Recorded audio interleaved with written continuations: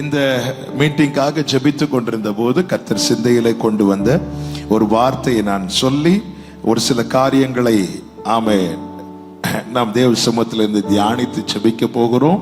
கர்த்தர் இடைபடுவாராக. நன்றாய் தெரிந்த வசனம் 136வது சங்கீதம் அதனுடைய 4வது வசனத்தை வாசிக்க கேட்கலாம். 136:4 கொஞ்சம் மாறிட்டு. ஒருவராய் பெரிய அதிசயங்களை செய்கிறவரை துதியுங்கள், அவர் கிருபை என்றும் உள்ளது. ஒருவராய் பெரிய அதிசயங்களை செய்கிறவரை துதியுங்கள், அவர் கிருபை என்றும் உள்ளது. இந்த வார்த்தை எல்லாரும் சேர்ந்து வாசிக்கலாமா? சத்தத்தை உயர்த்தி வாசிக்க வேண்டும். நம் தேவனை குறித்து சொல்லப்பட்ட வார்த்தை, ஆண்டவரை குறித்து சொல்லப்படுகிற காரியத்தை எல்லாம் நல்ல சத்தமா சொல்லணும். ஆமென். எல்லாம் சேர்ந்து வாசிக்கலாமா? ஒருவராய் பெரிய அதிசயங்களை செய்கிறவரை துதியுங்கள், அவர் கிருபை என்றும் உள்ளது. ஹalleluya. ஒருவராய் பெரிய அதிசயங்களை செய்கிறவர். ஆமென். அவருக்கு உதவி தேவையில்லை. அவர் செய்ய நினைத்ததை யாருக்கும் தடுக்க முடியாது. யாரை குறித்து சொல்லப்பட்டிருக்கிறது? 1வது வசனத்திலேயே சங்கீதக்காரன் சொல்லுகிறான், கர்த்தரை துதியுங்கள். கர்த்தரை குறித்து சொல்லப்பட்டிருக்கிற வார்த்தை. அவர் எப்படிப்பட்டவரா? ஒருவராய் பெரிய அதிசயங்களை செய்கிறவரா. யார் கர்த்தர்? யோவான் சுவிசேஷம் 21வது அதிகாரத்திலே சீஷர்கள் மீண்டும் மீன் பிடிக்கும்படியாய் கரையிலிருந்து 200 முழம் தள்ளி நிற்கும் போது கரையிலே ஆண்டவராகிய இயேசு கிறிஸ்து நிற்கிறார். இயேசு கிறிஸ்து நிற்பதை யோவான் கண்டதும் பேதுருவினிடத்துல என்ன சொன்னான் தெரியுமா? 21:7 சொல்லுகிறார், அவர் கர்த்தர். ஹalleluya. ஒருவராய் அதிசயங்களை, பெரிய அதிசயங்களை செய்கிறவர் யார் தெரியுமா? கர்த்தர். யார் அந்த கர்த்தர் தெரியுமா? நம் ஆண்டவராகிய இயேசு கிறிஸ்து. ஹalleluya. அவரால் செய்யக்கூடாத அதிசயமான காரியம் ஒன்றும் கிடையாது. எரேமியா 32:27 ஆண்டவர் கேட்கிறார், இதோ நான் மாம்சமான யாவருக்கும் தேவனாகிய கர்த்தர், என்னாலே செய்யக்கூடாத அதிசயமான காரியம் ஒன்றுண்டோ என்று கேட்கிறார். ஆமென். நல்ல கவனிங்க. இப்படி ஒரு கேள்வியை ஆண்டவர் நம்ம கிட்ட கேட்டா நம்ம என்ன பதில் சொல்லுவோம்? என்னால ஏதாவது செய்ய முடியாது நீ நினைக்கிறியா? அப்படி கேட்கிறார் ஆண்டவர் நம்ம கிட்ட. என்ன பதில் சொல்லுவோம்? ஒண்ணுமே இல்லை. தைரியமா சத்தமா சொல்லணும். ஹalleluya. ஆண்டவர் கேட்கிறார். ஆண்டவர் நிறைய கேள்வி எல்லாம் கேட்பார் நம்ம கிட்ட. ஆமென். விசுவாசம் எப்படி வருதா? கேள்வியினால வரும். கேள்வி எப்படி வருதா? கர்த்தருடைய வார்த்தையினால். ஆண்டவர் கேட்கிறார், என்னால செய்யக்கூடாத அதிசயமான காரியம் ஒன்று உண்டோ? நாம கேட்கிற கேள்வி நம்முடைய சந்தேகத்திலிருந்து வர்றது. நான் பாஸ் ஆயிருவானா? எனக்கு அற்புதம் கிடைக்குமா? எனக்கு சுகம் கிடைக்குமா? நாம நிறைய கேள்விகளை கேட்போம். அது நம்முடைய சந்தேகத்திலிருந்து, நம்முடைய விசுவாச பலவீனத்திலிருந்து வருகிற கேள்விகள். ஆனா ஆண்டவர் சில கேள்விகளை கேட்பார். அந்த கேள்வி என்ன என்பது, நாம் எந்த அளவுக்கு தேவனை அறிந்து வைத்திருக்கிறோம் என்பதை நமக்கு உணர்த்த தேவன் சில கேள்விகளை கேட்பார். நாம எந்த அளவுக்கு தேவனை அறிந்திருக்கிறோம் என்பதை நமக்கு உணர்த்தும்படியாக தேவன் சில கேள்விகளை கேட்பார், சில பரீட்சை வைப்பார். இல்ல, பேதுருவின் படகுல முதலாவது இயேசு வந்து படகுல மீன்களை நிரப்பின போது ஆண்டவரே என்று பாதத்தில் விழுந்தான். அதே பேதுரு படகு இப்போ கடலிலே தத்தளித்து கொண்டிருக்கும் போது கடல் மேல் நடக்கிறவராய் இயேசு வருகிறார். வந்தவர் சற்று அப்புறம் போகிறது போல காணப்பட்டதும் அன்னைக்கு ஆண்டவரே என்றவன் இப்பொழுது ஆவேசம்னு கத்துறான். ஹalleluya. ஆமென். பேதுருவுக்கு உணர்த்துகிற, பேதுரு உனக்கு என்னை குறித்த உன்னுடைய அறிவு இவ்வளவுதான். ஆமென். உனக்கு ஒரு நன்மை, உனக்கு ஒரு நல்லது நடக்கும்போது மட்டும் நான் கூட இருப்பேன், தீமை நடக்கும்போது நான் போயிருவேன் இப்ப நினைச்சியா? இல்ல, நான் கர்த்தர், நான் மாறாதவர். ஹalleluya. கர்த்தர் நல்லவர். ஆண்டவர் கேட்கிறார், என்னால் செய்யக்கூடாத அதிசயமான காரியம் ஒன்று உண்டோ? இந்த கேள்விக்கு நம்மிடத்தில் என்ன பதில் இருக்கிறதோ அப்படிதான் நம்முடைய வாழ்க்கையில தேவன் கிரியை செய்வார். காரணம், பவுல் சொல்லுகிறார் எபேசியருக்கு எழுதும் போது, நாம் வேண்டிக் கொள்வதற்கும் நினைப்பதற்கும் அதிகமாய் நமக்குள்ளே கிரியை செய்கிற வல்லமையின்படி நமக்கு செய்ய வல்லவர், அவர் சர்வ வல்லவர், எல்லாம் செய்ய முடியும். ஆனால் தேவன் நமக்கு எப்படி செய்வார் என்றால், நமக்குள்ளே கிரியை செய்கிற வல்லமையின்படிதான் அவர் நமக்கு செய்வாராம். தேவனால் செய்யக்கூடாத அதிசயமான காரியம் ஒன்றுமில்லை. ஹல்லேலூயா. ஆனா நம்முடைய வாழ்க்கையில தேவன் எப்படி கிரியை செய்வார் என்றால், நமக்குள்ளே கிரியை செய்கிற வல்லமையின்படி. ஆண்டவர் இதை ஒவ்வொரு சூழ்நிலையிலிருந்து வந்திருக்கிறோம். ஏன் பிரச்சனை கிடையாது, உங்க பிரச்சனை. ஒவ்வொருத்தருக்கும் ஒவ்வொரு பிரச்சனை, ஒவ்வொரு சூழ்நிலை. வாழ்க்கையில தேவனுடைய அற்புதமான கிரியைகள் நடக்க வேண்டும் என்று எதிர்பார்த்து வந்திருக்கிறோம். கேரளாவில் சொல்லுவாங்க, யானைக்கு தடி பாரம், எறும்புக்கு அரிசி பாரம்னு சொல்லுவாங்க. பெரிய மரத்தடியை யானை எப்படி கஷ்டப்பட்டு இழுக்குதோ அப்படிதான் எறும்பு ஒரு அரிசியை இழுத்துட்டு போகும். இல்ல, அவங்கவுங்க பிரச்சனை பெருசு. எறும்பு அரிசியை கஷ்டப்பட்டு இழுத்து போகிறத யானை கிட்ட ஒரு பிரச்சனையா சொல்லும் போது யானை கேட்டு என்ன செய்யுமா? சிரிக்குமா. எனக்கு ஒன்னையே தெரியல, உன் பிரச்சனையா எனக்கு தெரிய போகுது. ஒவ்வொருத்தருக்கும் அவங்கவுங்க பிரச்சனை பெருசு. ஆமே, நம் எல்லா நிலைமையும் அறிந்தவர் நம் ஆராதிக்கிற தேவன். அவரால் செய்யக்கூடாத அதிசயமான காரியம் ஒன்றுமில்லை. முதலாவது நாம் இருதயத்தில் என்ன அறிந்திருக்க வேண்டுமானால், இந்த விஷயம் எனக்கு பெருசு, ஆனா இது ஆண்டவருக்கு ரொம்ப லேசான காரியம். எனவே தான் ஆசாப் சொல்லுகிறான், பலமுள்ளவன் பலனற்றவன், பலமுள்ளவன் பலன் இல்லாதவன், யாராயிருந்தாலும் உதவிகள் செய்வது லேசான காரியம். ஆண்டவரே, பலமுள்ளவனுக்கு உங்களால எப்படி ஹெல்ப் பண்ண முடியுமோ அப்படியே இந்த பலன் இல்லாதவனுக்கும் ஹெல்ப் பண்ண முடியும் ஆண்டவரே. ஆமென். மனிதர்களில் உயர்ந்த மனிதனாய் காணப்பட்டவன் சவுல். அவனை எப்படி தேவனால் ராஜாவாக்க முடிந்ததோ அப்படியே எல்லாரும் ஒதுக்கப்பட்ட தாவீதையும் ராஜாவாய் மாற்ற முடிந்தது. நம் தேவனால் கூடாதது என்று ஒன்றுமே கிடையாது. எனவே தான் தாவீது சொல்லுகிறார், எவரையும் மேன்மைப்படுத்த, எவரையும் பலப்படுத்த என் தேவனுடைய கரத்தினாலே ஆகும். எவர் முதல்ல இதை நம்பணும், என் தேவனால் கூடும். தாவீதுக்கு தன் குடும்பத்தை குறித்த காரியம் ரொம்ப பெருசா இருந்துச்சு. அதை நினைக்கும் போதே அவன் இருதயம் வலித்தது. ஆமென்.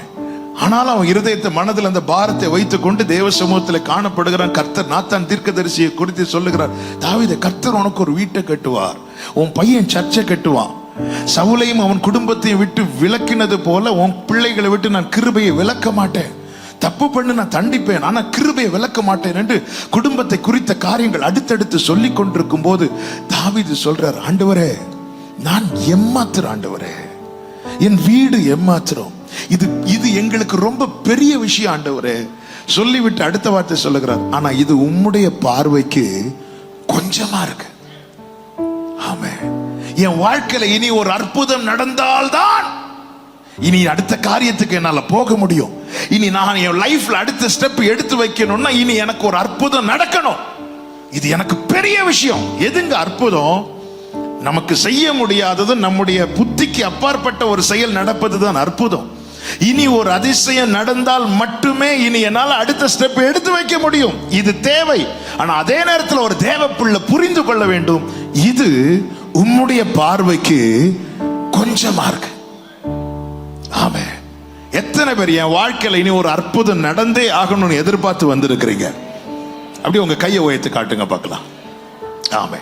ஓகே, அப்படியே உங்க வலது கரத்தை உயர்த்தி அந்த காரியத்தை இப்ப நீங்க ஆண்டவர் சமூகத்துல சொல்லிட்டு என்ன செய்ய போறீங்கன்னா, இது உம்முடைய பார்வைக்கு கொஞ்சமா இருக்கு. அப்படியே ஒரு நிமிஷம் கைகளை உயர்த்தி என்ன காரியம்?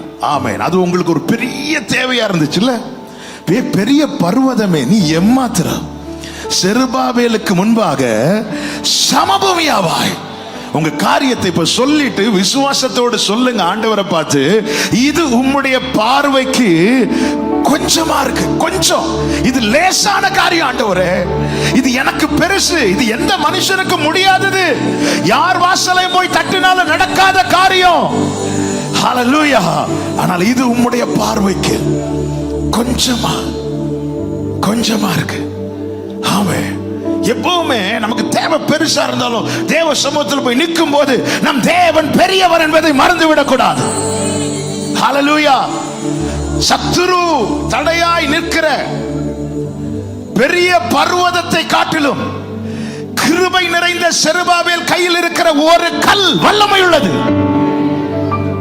ஹல்லேலூயா, ஆமென். இதற்கு கிருபை உண்டாவதாக, கிருபை உண்டாவதாக. வாழ்க்கையில எனக்கு பெரிய காரியம் ஆண்டவரே, எனக்கு தெரியல ஆண்டவரே, இது உமக்கு லேசான காரியம். ஆமென். எனக்கு +2 படிக்கிறது வரைக்கும் பாட்டே வராது. எனக்கும் பாட்டுக்கும் சம்பந்தமே கிடையாது. எங்க வீட்டுல 5 பேர். இது என்னுடைய கடைசி தம்பி, ஆல்ரவுண்டர், எல்லாம் பிளே பண்ணுவார். எங்க அண்ணன் தான் சர்ச்சில் கீபோர்டு வாசிட்டு இருந்தாங்க. என் தம்பி, அடுத்த தம்பி, அவன் கிட்டாரிஸ்ட். தங்கச்சி நல்ல பாட்டு பாடுவா. சர்ச்சில் எல்லாருமே இன்ஸ்ட்ருமெண்ட் பிளே பண்ணும்போது என்னையும் ஸ்டேஜில் உட்கார வைக்கிறதுக்காக எனக்கு ஒரு ட்ரிபிள் கேங் ஆப் வாங்கி கொடுத்தாங்க. ஒரு ட்ரிபிள் கேங், அது யாருனாலும் அடிக்கலாம்ல, தாளம் தெரிஞ்சா போதும், சும்மா அடிச்சுட்டு இருக்கலாம். அது அடிச்சாலும் வெளியே கேட்காது. அதுக்காக நான் ஜோம் பண்ணுவேன். எதுக்கு ஜோம் பண்ணுவேன்னா, ஆண்டவரே கரண்ட் போட்டு, ஆண்டவரே கரண்ட் போன கீபோர்டு ரிதம்லாம் ஆஃப் ஆயிரும். ஆஃப் ஆனா யார் கையில கொட்டு இருக்குதோ, யார் வாசிக்கிற அவங்க தான் ஹீரோ. அதுக்காகவே ஜெபம் பண்ணுவேன். ஆண்டவரே இன்னைக்கு கரண்டே போகலையே ஆண்டவரே, என் ஜெபத்தை கேட்கவே மாட்டீங்களா? கரண்ட் போனதும், அந்த காலத்தில் கரண்ட் போனதும் ஒரு பாட்டு எடுத்து போடுவாங்க. என்ன அது சாட்சி டைம்னாலும் சரி, மெசேஜ் டைம்னாலும் சரி, அந்த டைம் வாசிப்பு இவ்வளவுதான். இதுக்கு மேல எனக்கு ஒண்ணுமே தெரியாது, ஒன்றும் கிடையாது. சின்ன வயசுல விபிஎஸ் ரெக்கார்டிங் நடக்கும்போது ஒவ்வொரு சர்ச்சில் இருந்து நல்ல பாடுற 2 பேரை கூட்டிட்டு போவாங்க. என் சர்ச்சில் இருந்து என் தம்பியும் தங்கச்சியும் கூட்டிட்டு போவாங்க. ஒரு வாட்டி சண்டே ஸ்கூல் நடந்துட்டு இருக்கு. அப்போ கார் வருது. நாங்கள் எங்கள் ஊர் நாகர்கோவில், ட்ரிவாண்ட்ரம்ல ஸ்டுடியோ இருக்கு. அங்கே வந்து ரெக்கார்டிங்கு போனோம். அப்போ கார் வந்து நிற்குது. தம்பி தங்கச்சி எழும்பி போகிறாங்க. அப்படி கெத்த எழும்பி போகும்போது நான் அப்படி பார்த்துட்டே இருக்கிறேன். நீ அதை காண்பாய் புசிக்க மாட்டாய் மாதிரி நான் அப்படி பார்த்துட்டே இருக்கிறேன். அப்போ தான் எங்கள் சண்டே ஸ்கூல் டீச்சர் என்னை கிண்டல் பண்ணுறாங்க. இதே வீட்டில் தானே நீயும் பிறந்த, உன் தம்பி பாடுறான் பாரு, தங்கச்சி பாடுறா பாரு, நீயும் இருக்கிறியே, இப்படி வளர்ந்த வேணாம்.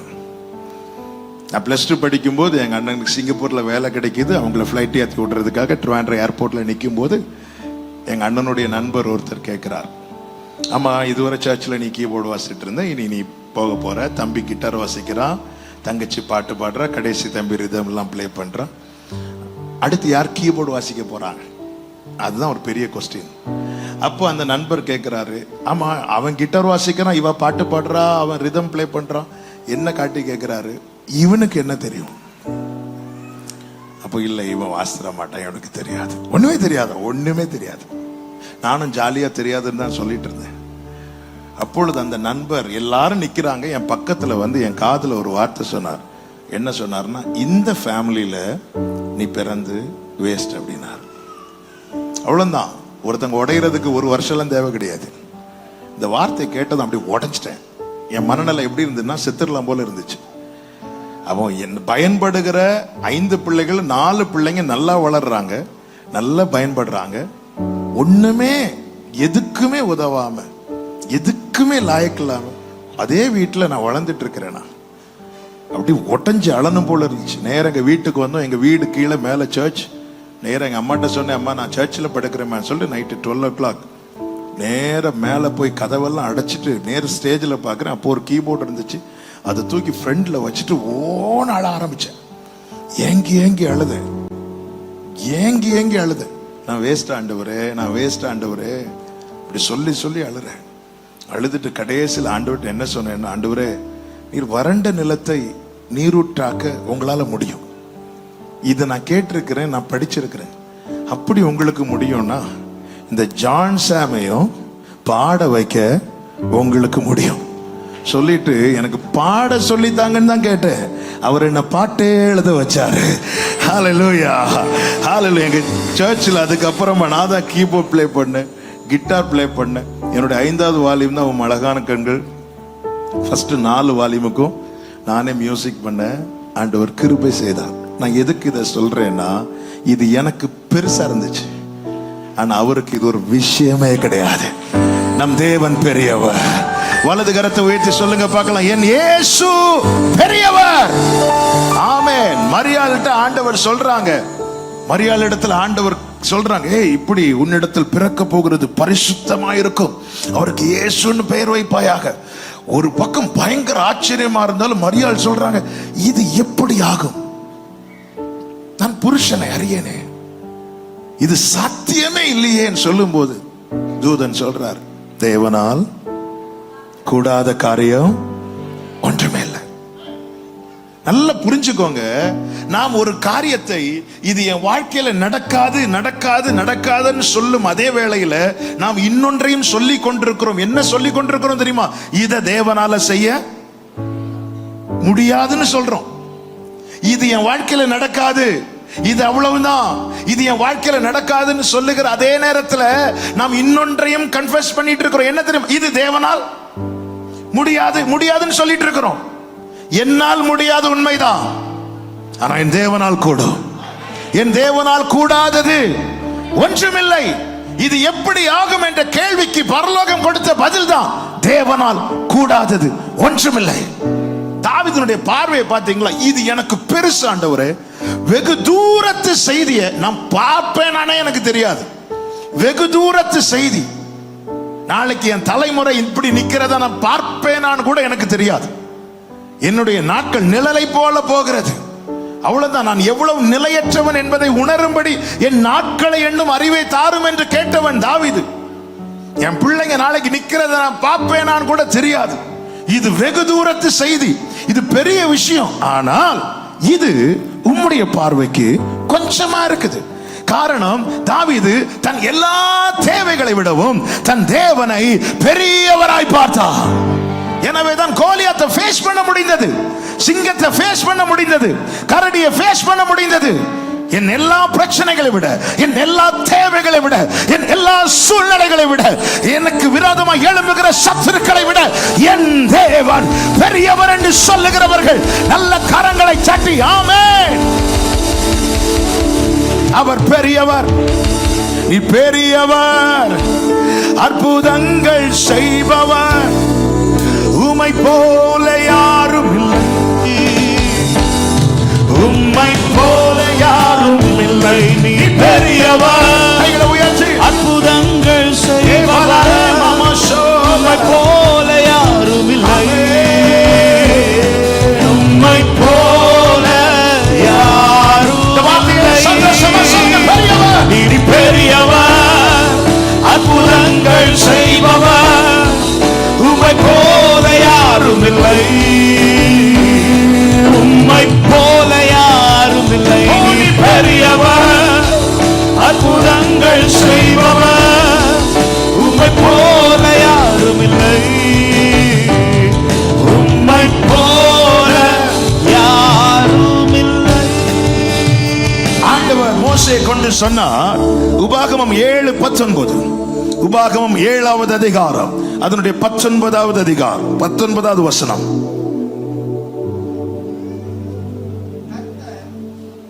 கர்த்தர் தாம் சொன்னபடி உன் கண்கள் கண்ட பெரிய சோதனைகளையும் அடையாளங்களையும் அற்புதங்களையும் உன் தேவனாகிய கர்த்தர் உன்னை புறப்பட பண்ணி காண்பித்த பலத்த கையையும் ஓங்கிய புயத்தையும் நன்றாய் நினைத்து அவர்களுக்கு பயப்படாதிரு. நீ பார்த்து பயப்படுகிற எல்லா ஜனங்களுக்கும் உன் தேவனாகிய கர்த்தர் அப்படியே செய்வார். கைகளை உயர்த்தி ஆமென் சொல்லுங்க பார்க்கலாம். ஆண்டவர் சொல், நீ உனக்கு செய்ததை நன்றாய் நினைத்து, வேற எதையும் நினைக்காத. ஆமென். அவர் இதுவரை செய்தார் அல்லவா? ஆமென். அருமையான பாஸ்டர் கொஞ்சம் முன்னாடி பேசும்போது ஒரு வார்த்தையை சொன்னாங்க. ஆண்டவர் செய்த தேவ பிள்ளைகளுடைய வாழ்க்கை அற்புதத்துல துவங்குது. உண்மையிலே தேவன் நமக்கு செய்த மிகப்பெரிய அற்புதம் என்ன தெரியுமாங்க? நம்மை ரட்சித்தது.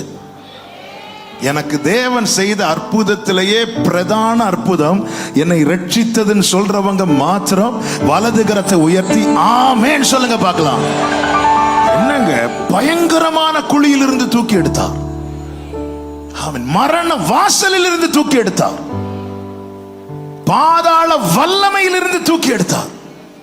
எவ்வளவு பெரிய அற்புதம் இது! அவர் செய்ததை நன்றாய் நினைத்து. ஆமென். தாவீது அப்படி நினைச்சதுனாலதான் கோலியாத்தை ஃபேஸ் பண்ண முடிஞ்சது. எல்லாரும் அது பெரிய ப்ராப்ளமா பார்க்கும்போது தாவீது சொல்றாரு, சிங்கமும் கரடியும் எனக்கு எப்படியோ அப்படிதான் இந்த கோலியாத்தும். இதுக்கு முன்னாடி நான் சந்தித்த அந்த 2 ப்ராப்ளம் எப்படியோ அப்படியே தான் இந்த பிரச்சனையும். அதுல எனக்கு கர்த்தர் எப்படி துணையாய் நின்றாரோ இதிலும் துணையாய் நிற்பார். காரணம், என் தேவன் உலகத்தில் இருப்பவனிலோ பெரியவர். அவர் பெரியவர். ஹல்லேலூயா. தேவன் அப்படி பார்த்ததுனாலதான் தாவீதுக்கு சவுலின் பட்டயம் வேண்டி வரவில்லை. ஒரு காக்காவை விரட்டுறது மாதிரி ஒரு கல்லை தூக்கி போட்டான், கதை முடிஞ்சது. ஹல்லேலூயா. ஆமென். நீ நன்றாய் நினைப்பாயாக, அதே போலதான் கர்த்தர் இனியும் செய்வார் என்று சொல்லப்பட்டிருக்கிறது. அப்ப செய்ததை நினைத்தால் செய்வார் என்கிற நம்பிக்கை உண்டாகும். என் வாழ்க்கையில் அற்புதம் நடக்குமா, எனக்கு செய்வாரா, கர்த்தர் செய்ததை நினைச்சு பாருங்க. ரோமர் 8 என்ன சொல்லப்பட்டிருக்கிறது? தம்முடைய சொந்த குமாரன் என்றும் பாராமல். ஆமென். நமக்கு ஒரு அற்புதம் நடக்கணும். எந்த விஷயத்துல அற்புதம் நடக்கணும்? பிள்ளைங்க விஷயத்துல, வேலை விஷயத்துல, சரீரத்துல, சொத்து பிரச்சனையில, என்ன விஷயத்துல அற்புதம் நடக்கணும்? அதை ஒரு பக்கத்துல எழுதுங்க, இன்னொரு பக்கத்துல தேவன் தந்த ரட்சிப்பை எழுதுங்க. 2ல எது பெருசு? 2ல எது பெருசு? ஹல்லேலூயா. அற்புதம் செய்யறதுக்கு அவர் வர வேண்டியதில் அங்கிருந்தே செய்வார். ஆனா ரட்சிப்பை தர அவர் தேவனுக்கு சமமா இருப்பதை கொள்ளையாடின பொருளா எண்ணாமல் தம்மை தாமே வெறுமையாக்கி. இது எவ்வளவு பிரஷியஸ் தெரியுமா? எனவேதான் பிசாசானவன் தனக்கு கொடுக்கப்பட்ட எல்லாத்தையும் அவர்கிட்ட கொண்டு போறான். கொண்டு போய் இதை வாங்கிக்கோங்க, இதை வாங்கிக்கோங்க. இயேசு கை நீட்டி வாங்கல. கை நீட்டி வாங்கி இருந்தா அந்த கையில ஆணி ஏறி இருந்திருக்காது. அந்த கையில ஆணி ஏறலைன்னா நானும் நீங்களும் இங்க இருந்திருக்க மாட்டோம். நாம் இன்னும் அந்நியராகவும் புறஜாதியாராகவும் சத்துருக்களாகவும் தான் காணப்படுவோம். இந்த உலகம் முழுவதையும் கொடுத்தால் அவர் சொல்றார், ஆத்மா பெருசு. என்னை அவர் ரொம்ப பெருசா பார்த்தார். இந்த உலகம் முழுவதை விட ரட்சிப்பு பெருசு. ஆண்டவர் சொல்லுகிறார், நான் செய்ததை நீ நன்றாய் நினைத்து. உங்க கடந்து வந்த பாதையை திரும்பி பாருங்க, நடத்தி வந்த பாதையை திரும்பி பாருங்க. எப்படி இங்க ஒவ்வொரு நாளை கடந்தோம். 2020 மார்ச் பாதியில நான் நினைக்கிறேன், மார்ச் 22ஆம் தேதி நினைக்கிறேன், வீட்டுக்குள்ள ஏறி கதவை அடைத்தோம். வீடை திறந்து பார்த்தோம். 2 வருஷம் போயிட்டு, 2 வருஷம் லாக்டவுன். எத்தனையோ பேர் போயிட்டாங்க இந்த 2 இயர்ஸ்ல. எத்தனையோ பேர் வித்தியாசம் இல்லாமல் எத்தனை பரிசுத்தவான்கள் எடுத்துக்கொள்ளப்பட்டார்கள். உலகத்துல எத்தனை பேர் மேல இல்ல இந்த கோவிட் எத்தனையோ பேரை தூக்கிட்டு போயிட்டு. ஆமென். எப்படி கடந்து வந்தோம், எப்படி நிக்கிறோம்? யோபு சொல்றார், எனக்கு ஜீவனை தந்ததும் அல்லாமல் எனக்கு தயையும் பாராட்டினீர். ஆண்டவரே, நான் நிக்கிறதே அதிசயம். ஆண்டவரே, அவர் செய்ததை நீங்க நன்றாய் நினைத்தால் உங்களுக்கு நம்பிக்கை வரும். என்ன நம்பிக்கை தெரியுமா? எனக்கு செய்வார், செய்வார். ஆண்டவர் முதிர் வயதிலும் தாங்குவேன் சொல்றதுக்கு முன்னாடி என்ன சொல்றாருன்னா, நீ தாயின் வயிற்றில் தோன்றினது முதல் உன்னை ஏந்தினேங்கிறார். அவர் செய்ததை சொல்லி செய்வேன் என்கிறதை உறுதிப்படுத்துகிறார். எதற்காக செய்ததை சொல்லி செய்ய போறதை சொல்றாருன்னா, நீ அதை நினைக்கணும், செய்ததை நினைக்கணும். நம்முடைய வாழ்க்கையில தேவ சமூகத்துல பாருங்க, எங்க சர்ச் கட்டிட்டு இருக்கும் போது ஒரு பெரிய தேவை வந்துச்சு.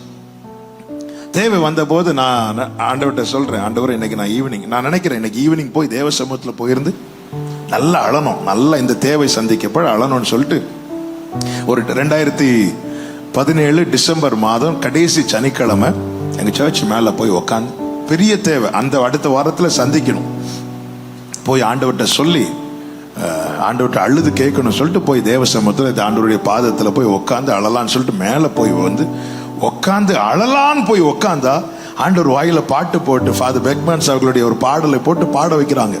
என்னை பரே நல்லாயனே எனக்கொன்றும் குறை இல்லப்பா. 2 மணிக்குறோம்.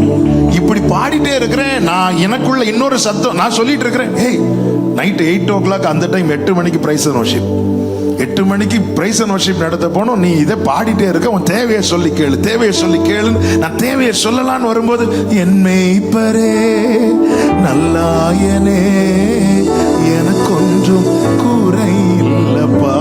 2017 ஏப்ரல் மாதத்துல சர்ச் வேலை ஆரம்பிச்சது. ஆமென். டிசம்பர் முடிய போகுது. இதுவரை பாதி வேலை முடிஞ்சாச்சு, இன்னும் பாதி வேலை இருக்கு. அந்த மீதி பாதிக்காக அழலான்னு போய் உட்கார்ந்து இருக்கும் போது திரும்ப திரும்ப இதே வார்த்தையை வச்சு பாட வச்சிட்டு இருக்காரு. என் மேய்ப்பரே நல்லாயனே எனக்கு ஒன்றும் குறை இல்லை. ஆண்டவரே என்னை ஜெபிக்க விடுங்க ஆண்டவரேன்னு கேட்டேன். என்ன கொஞ்சம் அளவிடுங்க ஆண்டவரேன்னு கேட்டேன். ஆண்டவர் இடைபட ஆரம்பித்தார். ஒரு 2 மணி நேரம் இப்படி பாட வச்சுட்டு, நான் செய்ததை நினைச்சு பாரு. இந்த பாதி வேலை நீ முடிச்ச நினைக்கிறியா? இல்ல ஆண்டவர் நீங்க தான் செஞ்சீங்க. பாதி நான் செஞ்சேன்னா மீதி செய்யாம இருப்பேனா? உன்னை பாதியில விட நான் மனிதன் அல்ல, நான் தேவனாக இருக்கிறேன். நடத்தினதை நன்றா நினைச்சு பாருங்க. இன்னைக்கு நீங்க ஒரு ப்ராப்ளம் ஃபேஸ் பண்றீங்க, ஒரு பிரச்சனையை சந்திக்கிறீங்க. நம்ம இதுவரை பிரச்சனையே பார்த்தது கிடையாதா? சந்திக்கிற பிரச்சனை வித்தியாசமா இருக்கலாம், ஆனால் கூட இருக்கிறவர் ஒருவர். ஆபத்து அதிகரிக்க அதிகரிக்க புரிந்து கொள்ளுங்கள், துணையா இருக்கிறவர் ஆபத்து காலம் வரும்போது அனுகூலமான துணையா இருப்பார். பறந்து காக்கிற பட்சிகளை போல எருசலேமின் மேல் ஆதரவாய் இருப்பார். அவர் காத்து தப்ப பண்ணுவார். அடுத்த வார்த்தை, அவர் கடந்து வந்து விடுவிப்பார். ஹல்லேலூயா. அவருடையவர்களுக்கு உன்னை தொடுகிறவன் என் கண்மணியை தொடுகிறான் என்ற வார்த்தை நீங்க நம்புவீங்கன்னா நீங்க சொல்வீங்க, பெரிய பர்வதமே நீ எம்மாத்திரம். ஹல்லேலூயா. அவருடைய பெர்மிஷன் இல்லாம யோபுவின் வீட்டில் இருக்கிற ஒரு புல்ல கூட சாத்தானால தொட முடியல. அதனாலதான் அவன் சொல்றான், நீங்க அவனை சுற்றி அவன் வீட்டை சுற்றி அவனுக்குண்டான அவன் வீட்டில் இருக்கிற ஒரு புல்லை கூட அவருடைய பெர்மிஷன் இல்லாம தொட முடியல. ஆண்டவர் சொல்றார், ஒரு காசுக்கு 2 அடைக்கலான் குருவி, 2 காசுக்கு 5 அடைக்கலான் குருவி. ஒரு காசுக்கு 2 அடைக்கலான் குருவினா 2 காசுக்கு எத்தனை அடைக்கலான் குருவி? 4. அப்ப இன்னொன்னு ஃப்ரீ. இவ்வளவுதான் அதுக்கு வேலை. நீ 2 காசு கொடுத்து வாங்கினேன்னா உனக்கு 1 எக்ஸ்ட்ரா. அந்த அடைக்கலான் குருவிகளில் ஒன்று கூட அவருடைய சித்தம் இல்லாமல் தரையிலே விழாது.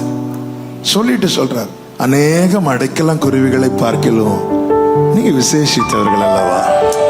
உங்கள் தலையில் உள்ள முடியெல்லாம் எண்ணீர். எத்தனை பேர் எண்ணி இருக்கிறீங்க? என்ன மாதிரி ஆட்கள் இருக்கிறது என்றதுக்கு ஈஸி. சரி விடுங்க. நீங்க எல்லாம் இப்ப மீட்டிங் முடிச்சு போறீங்க.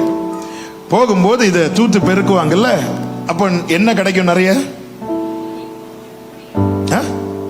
நிறைய முடி இருக்கும். இப்ப நாளைக்கு அனௌன்ஸ்மெண்ட், இங்கே அநேக முடிகள் இருக்கிறது, அவங்கவங்க வந்து அவங்கவங்க முடிய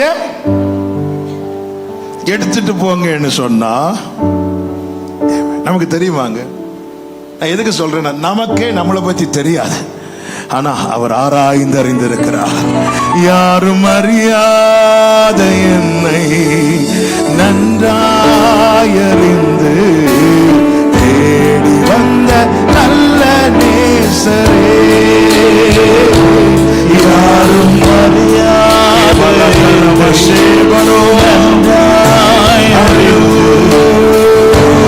வந்த நல்ல நேசரே. கண்கள் என்னை கண்டதாரே, நினைத்தார் உயிர் வாழ்கின்றேன். கண்கள் என்னை கண்டதாரே, முடிந்ததென்று நினைத்தார் உயிர் வாழ்கின்றேன். அவர் ஒருவராய் அற்புதங்களை செய்கிறவர். இன்னைக்கு நான் சொல்ல வருகிற செய்தி, எதற்காக அற்புதம் செய்யணும்? இப்படி ஒரு என்ன அற்புதம் செய்யணும்னு கேட்டா எல்லாரும் சொல்லுவோம்ல, எனக்கு இது நடக்கணும் ஆண்டவர், இது நடக்கணும் என் பிள்ளை விஷயத்துல, உங்களுக்கு தெரியும் எனக்கு பலன் இல்லை. ஆமா, இப்படி நிறைய காரியங்களை சொல்லும். ஆனா அடுத்த கேள்வி, ஆண்டவர் இந்த மீட்டிங்காக ஜெபம் பண்ணும்போது ஆண்டவர் சிந்தையில வைத்து எதற்காக அற்புதம் செய்யணும்? ஆமென். ஆண்டவர் எதற்காக எல்லாம் அற்புதம் செய்தார் தெரியுமா? இஸ்ரவேலருக்கு எகிப்தில் இருக்கும் போதும் அற்புதங்களை செய்தார், எகிப்தை விட்டு புறப்பட பண்ணியும் அற்புதம் செய்தார். நமக்கு நன்றாய் பழக்கமுள்ள வார்த்தை மீகா 7:15, நீங்கள் எகிப்திலிருந்து புறப்பட்ட நாளில் நடந்தது போலவே உன்னை அதிசயங்களை எகிப்திலிருந்து புறப்பட பண்ணியும் அவர் அற்புதம் செய்கிறார், எகிப்திலிருந்து அற்புதம் செய்கிறார். ஆண்டவர் அற்புதம் செய்வதற்கான காரணங்கள் ஒரு 5 காரணங்களை நான் வேகமாய் சொல்லி நான் செபிக்க விரும்புகிறேன். கர்த்தர் நம்மோடு இடைபடுவாராக. முதலாவதாக, அவர் எகிப்திலே அற்புதம் செய்கிறார், அவருடைய வல்லமையை விளங்க பண்ணுகிறார். எதற்காக? கர்த்தரை போல் வேறொரு தேவன் இல்லை என்பதை காண்பிக்க. கைகளை உயர்த்தி ஆமென் சொல்லுங்க பார்க்கலாம். அவரை போல வேறொருவர் இல்லை என்பதை எகிப்து தேசத்தார் அறிந்து கொள்ளும்படி, எல்லா கண்களும் காணும்படியாக கர்த்தர் தம்முடைய அற்புதங்களை, வல்லமையை வெளிப்படுத்துகிறார். ஆமென். கர்த்தர் மோசையை அனுப்பின போது மோசையும் ஆரோனுமாக இப்பொழுது பார்வோனிடத்தில் போய் கேட்கிறார்கள். யாத்திராகமம் 5வது அதிகாரம், என் ஜனங்களை போக விட வேண்டும் என்று கர்த்தர் சொல்லுகிறதா இப்போ கேட்டபோது 2வது வசனத்தில் பார்வோன் ஒரு கேள்வி கேட்கிறான். நான் இஸ்ரவேலை போக விட கர்த்தருடைய வார்த்தையை கேட்கிறதற்கு அவர் யார்? அவர் யார்? இந்த கேள்விக்கு பதில் மோசையும் கொடுக்கவில்லை, ஆரோனும் கொடுக்கவில்லை. ஆனால் அவருடைய ஸ்தானாபதிகளாய் அவர்கள் நின்றபோது இதற்கான பதிலை கர்த்தரே கொடுக்க ஆரம்பித்தார். ஹalleluya. இன்னைக்கு தேவனை ஆராதிக்கிற தேவ பிள்ளைகளை நோக்கி வருகிற கேள்விகளில் ஒன்று இதுதான். ஆமா, நீ ரொம்ப ஜெபம் பண்ணினியே, அவர் உனக்கு எதுவுமே செய்யலையே. ஆமா, உன் தேவன் யார்? இன்னைக்கு அநேகர் என்ன சொல்றாங்க, எல்லாரையும் மாதிரி அவரும் ஒருத்தர். சில கடைகள்ல பாத்தீங்கன்னா தெரியும், ஒவ்வொரு போட்டோ வச்சிருப்பாங்க, நடுவுல இயேசுங்கிற பேர்ல இன்னொரு போட்டோ வச்சிருப்பாங்க. எல்லாருக்கும் ஒரு கும்பிடு. உன் தேவன் யார்? அவர் ஒருவராய் அற்புதங்களை செய்கிறவர். அவரை போல அற்புதங்களையும் அடையாளங்களையும் அதிசயமானவைகளையும் நடப்பிக்க வேறு ஒருவருக்கும் முடியாது. இதை தேவன் விளங்க பண்ண கர்த்தர் தம்முடைய வல்லமையை வெளிப்படுத்துகிறார். நமக்கு தெரியும், இங்கே மோசே பார்வோன் சமூகத்திலே கர்த்தர் சொன்னபடி தன் கோலை கீழே போடுகிறான். போட்டபோது என்ன ஆயிட்டான்? கோலு பாம்பாக மாறிற்று. 7வது அதிகாரத்தின் 10வது வசனம், 11வது வசனத்தை வாசியுங்கள். அப்பொழுது பார்வோன் சாஸ்திரிகளையும் சூனியக்காரரையும் அழைப்பித்தான். எகிப்தின் மந்திரவாதிகளும் தங்கள் மந்திர வித்தையினால் அப்படி செய்தார்கள். அவர்கள் ஒவ்வொருவனாக தன் தன் கோலை போட்டபோது அவைகள் சர்ப்பங்களாயின. நல்ல கவனிங்க, மோசே கோலை போட்ட போதும் அந்த கோல் எதுவா மாறிச்சு? நான் இப்படி கேட்டுட்டே இருப்பேன், நீங்க சொல்லணும். சர்ப்பமா மாறிச்சு. இப்போ எகிப்தின் மந்திரவாதிகளும் அதே செயலை செய்யறாங்க. அவர்கள் கோலும் எதுவா மாறிச்சு? சர்ப்பமா தான் மாறிச்சு, வேற எதாகவும் மாறல. மோசையின் கோல் எதுவாய் மாறினதோ அதே போலதான் மற்ற மந்திரவாதிகள் செய்த செயலும். அப்போ அற்புதம் யாருக்கும் செய்ய முடியும்?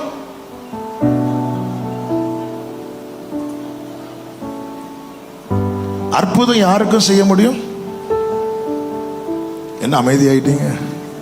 நீங்க புதுசா சொல்ல வேண்டாம், பைபிள்ல இருக்கிறது அப்படியே சொல்லுங்க.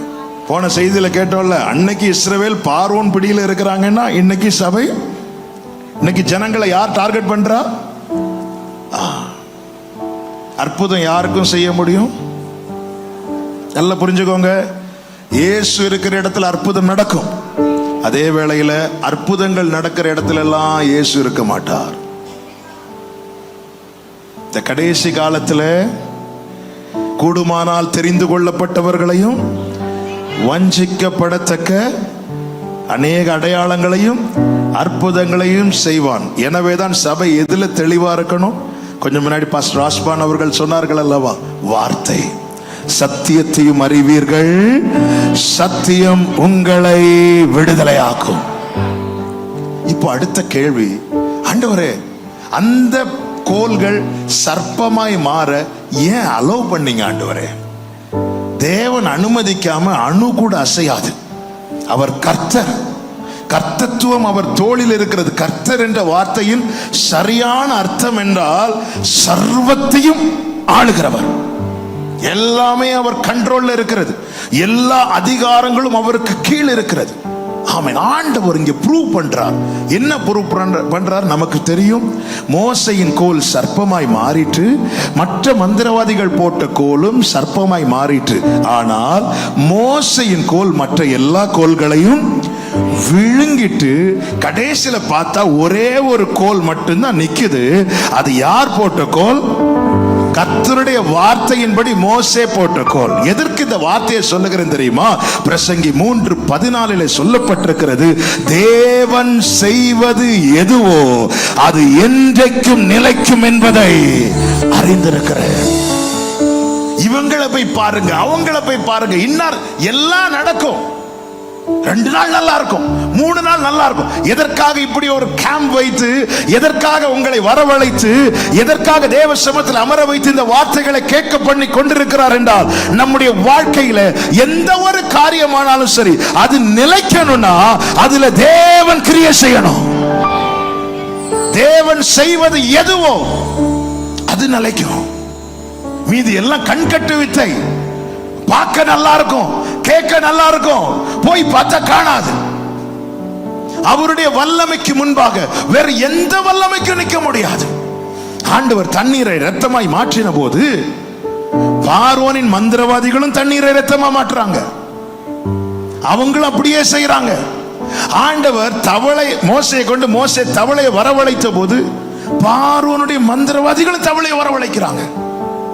ஆனா இப்பொழுது மோசே பேன் வரவழைக்கிறான். 3வது வாதையா பேனை வரவழைக்கும் போது பார்வோனுடைய மந்திரவாதிகள் ரொம்ப ட்ரை பண்றாங்க. ஆனால் அவர்களால் கூடாமற் போயிட்டு.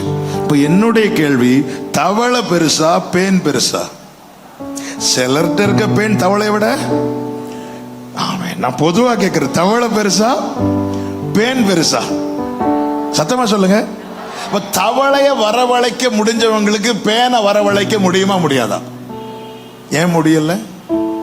அவர்களே சொல்லுகிறார்கள். 8வது அதிகாரம், ஆமென், அதனுடைய 18வது வசனத்தை வாசிங்க.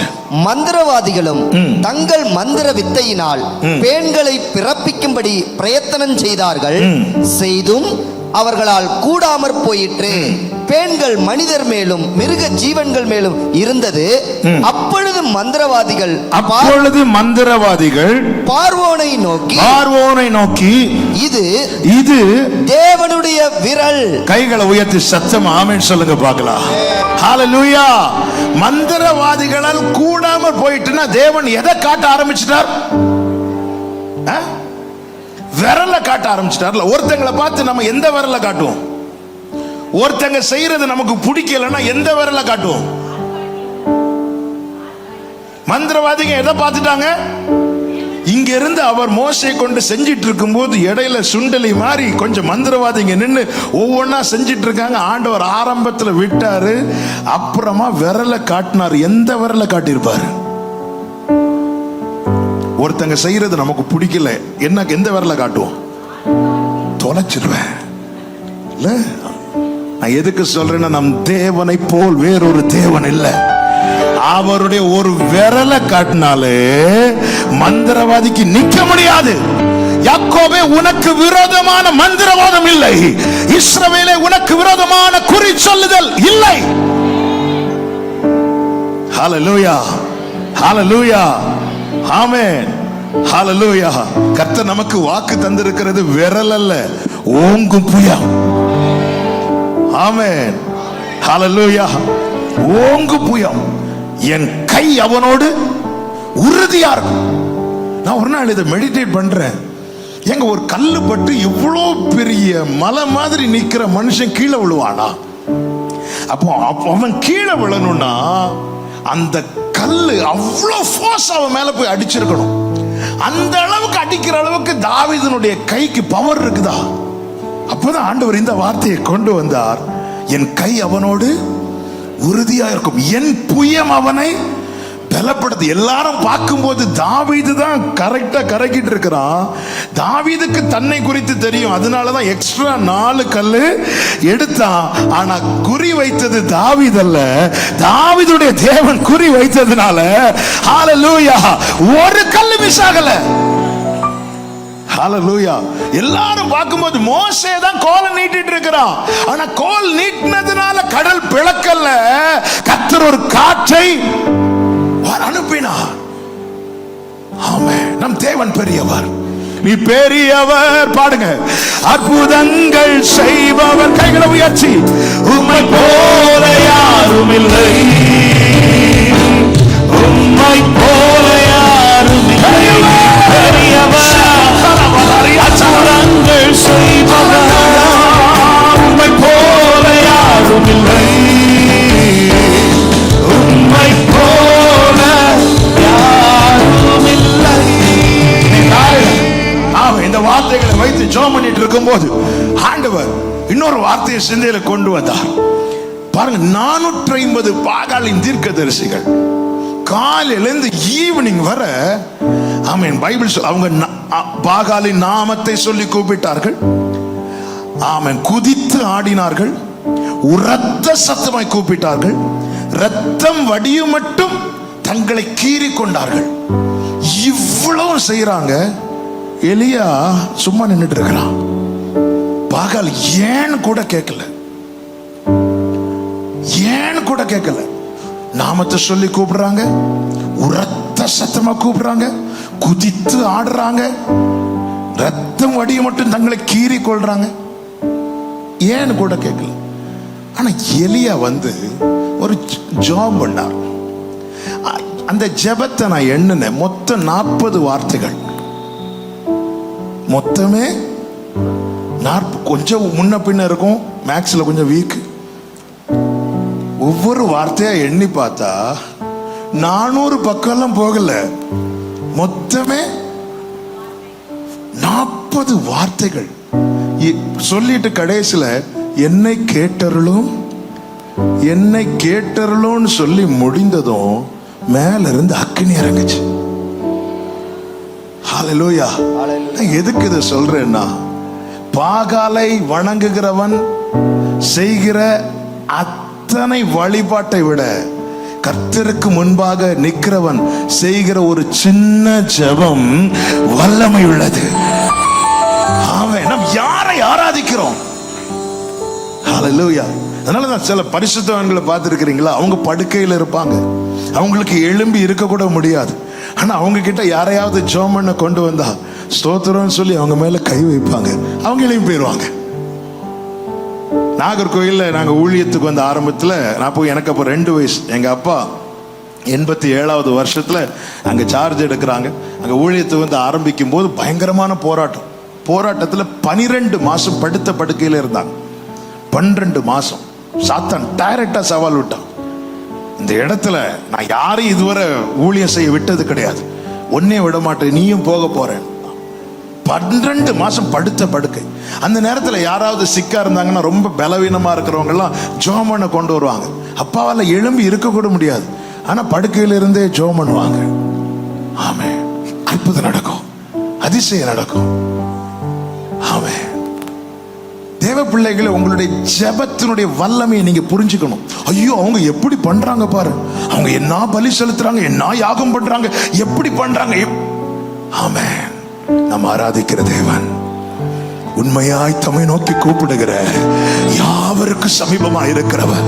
அதுதானங்க சங்கீதக்காரன் சொல்லுகிறான், அவர்கள் அவரை நோக்கி பார்த்து பிரகாசம் அடைந்தன, அவர்கள் முகங்கள் வெட்கம் அடையவில்லை. சொல்லிட்டு அடுத்த வார்த்தை சொல்லுங்க, இந்த ஏழை கூப்பிட்டா, இந்த ஏழை கூப்பிட்டா, இந்த ஏழை கூப்பிட்டா, கர்த்தர் கேட்டா, என் ஜெபத்தை கர்த்தர் கேட்பா.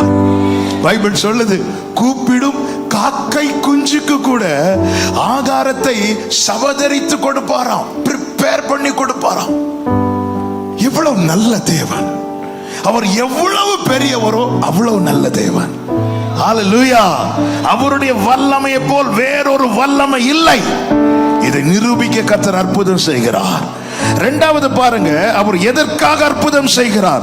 யாத்திராகமம் 8:23. இந்த ஒவ்வொரு வார்த்தையும் எதற்கு சொல்றேன்னா, இந்த காரியம் நடக்கணும் ஆண்டவரே. பார்வோன் ஜனங்களை கேட்டது மாதிரி என்ன சுத்தி இருக்கிறவங்க கேட்கிறாங்க, உன் தேவன் யாருன்னு கேட்கிறாங்க, அவரால் இது செய்ய முடியுமான்னு கேட்கிறாங்க. கர்த்தாவே உம்முடைய வல்லமை விளங்கப்படுவீராக. ஆமா, அந்த முதல் பாயிண்ட்ல இன்னொரு காரியத்தை கூட சொல்றேன். உன் தேவன் யாருன்னு கேட்டான்ல பார்வோன், கடைசியில மோசே கிட்ட என்ன சொன்னான் தெரியுமா? எனக்காகவும் வேண்டிக் கொள்ளுங்கள். ஆமென் சொல்லுங்க, எனக்காக வேண்டிக் கொள்ளுங்கள். உன் தேவன் யார் என்று. அவ்வளவு பெரிய ஆளா? கர்த்தரால் இது செய்ய முடியுமான்னு யார் யார் கேட்டார்களோ, நீங்கள் கர்த்தருடைய சமூகத்தில் உண்மையாய் நிற்பீர்களே ஆனால் நாளைக்கு அவர்கள் உங்க கிட்ட வந்து சொல்லுவாங்க, உன் சத்துருக்கள் உனக்கு இச்சகம் பேசி அடங்குவார்கள். ஆமென் ஆமென். வாசிங்கள் அடுத்தது யாத்திராகமம் 8:23. என் ஜனங்களுக்கும் உன் ஜனங்களுக்கும் வித்தியாசம் உண்டாகும்படி செய்வேன். இந்த அடையாளம் நாளைக்கு உண்டாகும் என்று கர்த்தர் சொல்லுகிறார். கைகளை உயர்த்தி ஹalleluya.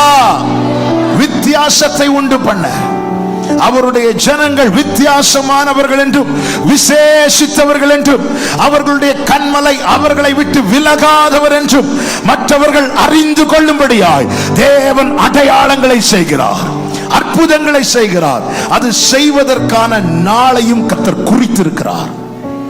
அதனாலதான் சங்கீதக்காரன் சொல்லுகிறான், தேவரீர் எழுந்தருளி சீயோனுக்கு இறங்குவீர், அதற்கு தயை செய்யும் காலமும் அதற்காக குறித்த நேரமும் வந்தது. வித்தியாசத்தை உண்டு பண்ணுகிறவர். ஆமென். பஞ்ச காலத்துல எல்லாரும் எகிப்துக்கு தானியத்துக்காக போகும்போது ஆண்டவர் ஈசாக்கிட்ட சொல்லிட்டார், ஈசாக்கு நீ போகாத, நீ இரு. ஈசாக் கேராரூர்ல இருக்கிறான். அந்த பஞ்ச காலம், பஞ்சனாலே தண்ணி இல்லை, தண்ணி இல்லைனாலே ஒரு விவசாயம் பண்ண முடியாது. ஆனா கர்த்தரை நம்பி அவன் விதைத்தான். பைபிள் சொல்லுது, அந்த வருஷத்திலேயே, அதை இப்படி சொல்லுது, அந்த பஞ்ச காலத்திலேயே அவனுக்கு 100 மடங்கு எல்லாரும் பார்த்து பொறாமைப்பட்டார்களாம். ஆமென். இது உழைப்பின் பலன் அல்ல, இது வார்த்தையின் மேல் அவன் வைத்த நம்பிக்கையின் பலன். தேவன் வித்தியாசத்தை உண்டு பண்ணுகிறவர். யாக்கோபின் சம்பளத்தை மாமனார் எத்தனையோ முறை மாற்றினார், ஆனாலும் யாக்கோபு குறுகி போகவில்லை, வித்தியாசத்தை உண்டு பண்ணினார். நான் போன செய்தி கடைசியில கேட்டோமே, பவுல் கையில ஒரு விரியன் பாம்பு கடித்து கொண்டிருக்கிறது. அந்த கூட்டத்தில் அந்த பாம்பு வேற யாரை கடித்திருந்தாலும் அவர்கள் விழுந்து செத்திருப்பார்கள். ஆனா பவுலை கடித்ததுனால பவுலுடைய வாய்ஸுக்கு எடுபடல. 27வது அதிகாரத்துல பவுல் சொல்றாரு, இப்ப போக வேண்டாம், பிரச்சனை ஆயிரும். கப்பல் அது அந்த நூற்றுக்கு அதிபதி பவுலுடைய வார்த்தையை விட மாலுமனுடைய வார்த்தைக்கு ரொம்ப செவி சாய்த்தான். அதன் அர்த்தம் என்னன்னா, அங்க வாய்ஸ் எடுபடல. பவுலே, நீ எங்க இருந்தாலும் நீ வித்தியாசமானவன் என்பதை காண்பிக்கிறதுக்காக நான் ஒரு அடையாளத்தை செய்யறேன். சில நேரத்துல சில பிரச்சனையை நம்ம கையில தொங்க விடுவது இப்படிப்பட்ட வித்தியாசத்தை காண்பிப்பதற்காக. இந்த பாம்பு வேற யாரை கடிச்சிருந்தாலும் சுருண்டு விழுந்து செத்திருப்பாங்க, பவுலை கடிச்சதுனால பாம்பு செத்துச்சு. ஆமென். என்ன ஆண்டவரே இந்த பிரச்சனையை ஃபேஸ் பண்ண வைக்கிறீங்க? நீ ஃபேஸ் பண்ணாதான் இந்த பிரச்சனைக்கு முற்றுப்புள்ளி. காரணம், உலகத்தில் இருப்பவரில் உனக்குள் இருக்கிறவர் பெரியவர். இந்த சிங்கமோ கரடியோ தாவீதின் வீட்டுல வேற யாரையாவது ஃபேஸ் பண்ணிருந்தா என்ன இருக்கும்? தாவீதை ஃபேஸ் பண்ணதுனால தானே சிங்கம் செத்துச்சு. கோலியாத்தை எல்லாரையும் ஃபேஸ் பண்ண விட்டார் ஆண்டவர். யாருக்கும் நிக்க முடியலையே, எல்லாரும் முதுக காட்டி ஓட தானே செஞ்சாங்க. 40 நாள் சான்ஸ். தாவீதின் சகோதரர்களுக்கு 40 நாள் வாய்ப்பு கொடுக்கப்பட்டது, நிக்க முடியல. ஆனா தாவீது வந்தா 41வது நாள். தாவீது ஃபேஸ் பண்ண பிரச்சனை சால்வ் ஆயிட்டு. ஏன்? அவனுக்குள்ள ஆவியானவர் இருக்கிறார். சில பிரச்சனை ஆண்டவர் என்ன ஃபேஸ் பண்ண விடுறீங்க? வித்தியாசத்தை காட்ட போறேன். நான் உன்னோடு இருக்கிறதை எல்லாரும் அறிந்து கொள்ளும்படி செய்ய போகிறேன். ஆமென் சொல்லுங்க பார்க்கலாம். வித்தியாசத்தை காண்பிக்க தேவன் அற்புதங்களை செய்கிறார். மூன்றாவதாக யாத்திராகமம் 14வது அதிகாரம் அதனுடைய 22, 23 வசனங்களை வாசிக்க கேட்கலாம். இஸ்ரவேல் புத்திரர் சமுத்திரத்தின் நடுவாக வெட்டாந்தரையிலே நடந்து போனார்கள். அவர்கள் வலதுபுறத்திலும் அவர்கள் இடதுபுறத்திலும் ஜலம் அவர்களுக்கு மதிலாக நின்றது. கர்த்தருடைய நாமத்திற்கு மகிமை உண்டாவதாக. ரட்சிக்கப்பட்ட எகிப்திலிருந்து மீட்கப்பட்ட ஜனத்திற்கு இப்பொழுது ஒரு அற்புதம் நடக்கிறது. இந்த அற்புதம் எதற்கு தெரியுமா? அவர்களுக்கு ஒரு புதிய துவக்கத்தை கொடுக்கிற ஒரு புதிய துவக்கம்.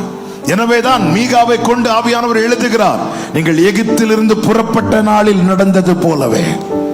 ஆமென். எனக்கு எதுக்கு கேட்க போறேன்? என் வாழ்க்கையில் ஒரு அற்புதம் செய்யுங்க ஆண்டவரே. எதற்காக? எனக்கு ஒரு புதிய துவக்கம் வேண்டும். எத்தனை பேர் விரும்புறீங்க எனக்கு ஒரு புதிய துவக்கம் வேண்டும்? ஆமென். வேலைக்காரருடைய கண்கள் தங்கள் எஜமான்களுடைய கையை நோக்கி இருக்குமா போலவும், வேலைக்காரின் கண்கள் தங்கள் எஜமாட்டியின் கையை நோக்கி இருக்குமா போலவும், எங்கள் தேவனாகிய கர்த்தர் எங்களுக்கு இரக்கம் செய்யும் வரைக்கும். ஆமென். இப்படி ஒரு புதிய துவக்கத்தை தர கர்த்தர் வல்லவராய், நல்லவராய், போதுமானவராய் இருக்கிறார். ஆனா ஒரு கண்டிஷன் என்ன? நீ எகிப்தில் இனி இருக்கக்கூடாது. எகிப்திலிருந்து புறப்படணும். எகிப்து என்பது அடிமைத்தனம். இந்த அடிமைத்தன நுகம் இனி இருக்கக்கூடாது. நீ புறப்படுவாயானால் கர்த்தர் உனக்கு ஒரு புதிய பாதையை தர, உருவாக்கி தர அவர் வல்லவராய் இருக்கிறார். இவங்க புறப்படும் போது நீங்க கவனிச்சீங்கன்னா அவருடைய செயலும் அவருடைய ஞானமும் அது சொல்லி தீராது. சமுத்திரம் இப்பொழுது குவியலாய் நிக்குதான். கடல்னாலே நமக்கு என்னெல்லாம் ஞாபகத்துக்கு வரும் சொல்லுங்க, குயிக்கா சொல்லுங்க. அலை, அப்புறம் தெரிஞ்சது சொல்லுங்க. அலை, மீன். சரி, மீனை விட்டுருவோம். மத்தியானம் 1 மணி. சரி, நான் ஒண்ணு சொல்றேன். நீங்க கடல்னா ஞாபகத்துக்கு வருது கரை, அப்புறம் ஆழம். இப்போ ஜலத்தெல்லாம் ஒதுக்கியாச்சு. ஓகே, என்னதான் தண்ணீரை ஒதுக்கினாலும் இவங்க அந்த ஆழத்துல இறங்கிதான் ஏறணும். இல்ல, இத்தனை பேர் ஆழத்துல, கடலின் ஆழத்துல பார்வோனின் ரதம் மூழ்கடிக்கப்படுறதுன்னா அது உண்மையிலே ஆழமானது. அப்ப ஆழத்துல இறங்கி ஏறணும். ஆனா தேவன் இவர்களை நடத்துறத பாத்தீங்கன்னா, இவங்க பாடுற பாட்டை கேளுங்க. 15வது அதிகாரம் அதனுடைய 8வது வசனத்தை வாசி. யாத்திராகமம் 15:8. உமது நாசியின் சுவாசத்தினாலே ஜலம் குவிந்து நின்றது. ஜலம் குவிந்து நின்றது. வெள்ளம் குவியலாக, வெள்ளம் குவியலாக நிமிர்ந்து நின்றது. நிமிர்ந்து நின்றது. அடுத்த வார்த்தை, ஆழமான ஜலம், ஆழமான ஜலம் நடுக்கடலிலே, நடுக்கடலிலே உறைந்து போயிற்று. உறைந்து போயிற்று. இந்த வார்த்தை எத்தனை பேருக்கு புரிஞ்சது? ஹல்லேலூயா. கரையிலிருந்து ஜலத்தை குவியல நிக்க வைக்கிறார். ஆழத்துல இவர்களை இறங்க விடாம அங்க இருந்த ஜலத்தை இந்த தரை மட்டத்துக்கு உறைந்து போக பண்ணுகிறார். அவர் நமக்கு முன்னாய் போனார், கரடானவை எல்லாம் சமமாகும். அதனாலதான் அவங்க எவ்வளவு ஆச்சரியமா நடத்துறார் பாருங்க. அவருடைய ஞானம் சொல்லி முடியாது. எனவேதான் நாம அவருக்கு ஆலோசனை சொல்லக்கூடாது. நம்ம அநேகர் ஆலோசனை சொல்றோம். ஏன்னா இப்படி செய்யுங்க ஆண்டவரே, இன்னைக்கு காரியத்தை சொல்லுங்க, காலத்தை சொல்லாதீங்க. அவர் எல்லாவற்றையும் குறித்து விட்டார். அவருக்கு ஆலோசனைக்காரனா இருந்தவன் யார்? நமக்கு தண்ணி வேணும்னா நம்ம எதுக்கு ஜெபம் பண்ணுவோம்? மழைக்கு ஜெபம் பண்ணுவோம். ஆண்டவர் என்ன சொல்வார்? நீ காற்றையும் காண மாட்டாய், மழையும் காண மாட்டாய், ஆனா உனக்கு என்ன வரும்? தண்ணீர் வரும். நமக்கு தெரிந்தது கொஞ்சம் தாங்க. நமக்கு தெரிந்தது கையளவு தான். அவருடைய புத்தி ஆராய்ந்து முடியாதது, அறிவுக்கு எட்டாதது. எனவேதான் ஆண்டவர் தம்முடைய வசனத்தை குறித்து சொல்வதற்கு முன்பாக என்ன சொல்லுகிறார்னா, என் வழிகள் உங்கள் வழிகள் அல்ல, என் நினைவுகள் உங்கள் நினைவுகளும் அல்ல. இப்படி சொல்லிவிட்டு சொல்றாரு, ஆமென், என் வாயிலிருந்து புறப்படுகிற வார்த்தை அது வெறுமையா என்னிடத்தில் திரும்பாது. எனக்கு ஒரு புதிய துவக்கம். நான் இனி எகிப்தில் இருக்கக்கூடாது. அருமையான பாடலை சொல்லி நான் பாடணுமே, ஆட்டுக்குட்டி இரத்தத்தை கையில் எடுப்போம், அந்த இரத்தத்தினாலே உண்டாகிற. அதான் திரும்பவும் சொல்லுகிறேன், அவர் செய்த அற்புதத்திலே பெரிய அற்புதம் என்ன தெரியுமா? சிலுவையிலே எனக்காக இரத்தம் சிந்தினது. இதை மறந்துடவே கூடாது. இதை நன்றாய் நினைக்கணும். இதை நன்றாய் நினைத்தால் உன் தேவன் பெரியவர் என்பதை மற்றவர்கள் அறிந்து கொள்ளும்படி கர்த்தர் உனக்கு அற்புதம் செய்வார். உனக்கு மற்றவர்களுக்கு வித்தியாசத்தை உண்டு பண்ணும்படி கர்த்தர் அற்புதம் செய்வார். அது மாத்திரமல்ல, உனக்கு முன்பாய் சமுத்திரம் உன் பாதையை அடைத்திருந்தாலும் உனக்கு ஒரு புதிய துவக்கத்தை தரும்படி கர்த்தர் உனக்கு அற்புதம் செய்வார். அது மாத்திரமல்ல, அடுத்ததாக அவர் அற்புதம் எதற்கு செய்கிறார்? உபாகமம் 8:3, மனுஷன் அப்பத்தினால் மாத்திரமல்ல தேவனுடைய வாயிலிருந்து புறப்படும் ஒவ்வொரு வார்த்தையினாலும் பிழைப்பான் என்பதை உணர்த்தும்படிக்கு கர்த்தர் மன்னாவை கொடுக்கிறார். நான் அதை இப்படி சொல்ல விரும்புகிறேன், வசனத்தை நம்புறவன் சாக மாட்டான். ஆமென். அவன் பசியினாலே சாக மாட்டான் என்பதை உலகத்துக்கு காண்பிக்க கர்த்தர் அற்புதம் செய்கிறார். ஹல்லேலூயா. அவர் அடையாளங்களினாலே வசனத்தை உறுதிப்படுத்துகிற தேவன். நீ என் வார்த்தையை நம்பினபடியால். பைபிள் சொல்லுது, ஒரு தகப்பன் தன் மகனுக்காக ஆண்டவரிடத்துல ஜெபம் பண்ண வருகிறான். ஆண்டவர் சொல்ற, நீ போ, அவன் பிழைத்துக் கொள்வான் என்று. அவன் வார்த்தையை நம்பி போனானா. இன்று வரைக்கும் இந்த வசனம் இன்னைக்கு தலைமுறையாய் இந்த பைபிள் எடுக்க காரணம் இதுதாங்க. அவன் என் தகப்பனார் பாஸ்டர், அருமையான பாஸ்டர் ஆஸ்பான் அவர்களுடைய தகப்பனார் பாஸ்டர் இல்ல. அடுத்த தலைமுறை ஏன் எங்க பைபிள் எடுத்தோம்? எங்கள் தகப்பனார் இல்ல, ஆனால் அவர்கள் வாயில கர்த்தர் கொடுத்த வார்த்தை, அவர்கள் சந்ததியின் வாயிலும் சந்ததியின் வாயிலும் இந்த வார்த்தை சாகாது, இந்த வார்த்தை மாறாது. ஆமென். இது அவர்களை வாழ வைத்தது, இப்பொழுது எங்களை வாழ வைத்துக் கொண்டிருக்கிறது. எங்களுக்கு தெரியும், நாங்க நம்புறோம், நாளைக்கு எங்க தலைமுறையை வாழ வைக்கும். காரணம், இந்த வார்த்தை ஏமாற்றாது, வார்த்தை பொய் சொல்லாது. மீதி எல்லாமே நிலையற்றது, மீதி எதுவுமே நிரந்தரம் கிடையாதுங்க. இந்த வானமும் அழிந்து போகுமா, இந்த பூமியும் ஒளிந்து போகுமா. அதனாலதான் இயேசுவின் நாமத்துல சொல்றேன், கர்த்தருடைய வார்த்தையை இறுக பிடித்துக் கொள்ளுங்கள். வசனம் வார்த்தை இல்லைன்னா வாழ்க்கையே போச்சு. அதனாலதான் பஞ்சம் இல்ல, தண்ணீர் இல்லாம யோசபாத் இஸ்ரவேலின் ராஜா, ஏதோமின் ராஜா, இஸ்ரவேல் ராஜா ஐயோன்னு புலம்பும் போது யோசபாத் கேட்கிறான், இங்க கர்த்தருடைய தீர்க்கதரிசி யாராவது இருக்கிறாங்களா? எதுக்குங்க? வார்த்தை இருக்கு. வார்த்தை தண்ணி இல்லைன்னா வாழலாம். நான் இப்படி சொல்ல விரும்புகிறேன், தண்ணீர் அண்டையில் வார்த்தை இருந்தாலும், வார்த்தை இல்லைன்னா தண்ணீர் இருந்தாலும் வாழ முடியாது. ஆனா தண்ணி இல்ல, வார்த்தை இருந்தா வாழ முடியும். வார்த்தை இல்லாம எங்க இருந்தாலும் ஒண்ணும் பண்ண முடியாது. நாம ஒரு கிளாஸ் தண்ணி இருக்கு, அதை எடுத்து குடிக்கிறது கூட அவர் தருகிற பலன் தான், கிருபை தான். வார்த்தை இல்லைன்னா வாழவே முடியாது. கர்த்தர் நல்லவர், புதிய துவக்கத்தை தர கர்த்தர் நம்மை நடத்துகிறார். ஆமென். வார்த்தையை நம்புகிறவன் பிழைப்பான். வார்த்தையை நம்பிட்டல. அதனாலதான் பேதுரு சொல்ற, ஆண்டவரே இரவு முழுவதும் பிரயாசப்பட்டேன், ஒன்னும் கிடைக்கல, ஆனாலும் நீங்க சொல்லிட்டீங்களா ஆண்டவரே, நான் இந்த வலையை போடுறேன். வார்த்தையை நம்புங்க. ஆமா, நீங்க வார்த்தையை கேட்கதான் கர்த்தர் உங்களை கொண்டு வந்திருக்கிறார். இந்த வசனம் உள்ள போய் அது வேலை செய்ய ஆரம்பிக்குங்க. இது விதை, இது சாகாது. இது உள்ள போய் 100 பலன் கொடுக்குமா? ஆமென். எத்தனை பேர் விசுவாசிக்கிறீங்க? இந்த பகல் வேளையில கர்த்தர் என்னோடு பேசிக் கொண்டிருக்கிறார். நிச்சயம் உள்ளவர்கள் மாத்திரம் கைகளை உயர்த்தி ஆமென் சொல்லுங்க பார்க்கலாம். என்னை எகிப்திலிருந்து புறப்பட பண்ணினவர், என்னையே வார்த்தையை தந்து நம்ப பண்ணினவர். ஹல்லேலூயா. என்னை அதிசயங்களை காண பண்ண போகிறார். இன்னும் ஒரு வார்த்தையை சொல்லி ஜெபிக்கிறேன். யோவேல் 2:26 சொல்லப்பட்டிருக்கிறது, உங்களை அதிசயமாய் நடத்தி வந்த உங்கள் தேவனாகிய கர்த்தருடைய நாமத்தை துதிப்பீர்கள். அடுத்த வார்த்தையை சொல்லுங்க, என் ஜனங்கள் ஒருபோதும் வெட்கப்பட்டு போவதில்லை. எதற்காக எனக்கு அதிசயம் செய்கிறார் தெரியுமா? நான் அவருடைய ஜனம் என்பதை இந்த உலகம் அறிந்து கொள்ள வெட்கப்பட்டு போவதில்லை. 40 வருஷம் வனாந்திரத்தில் நடந்தது உண்மைதான்.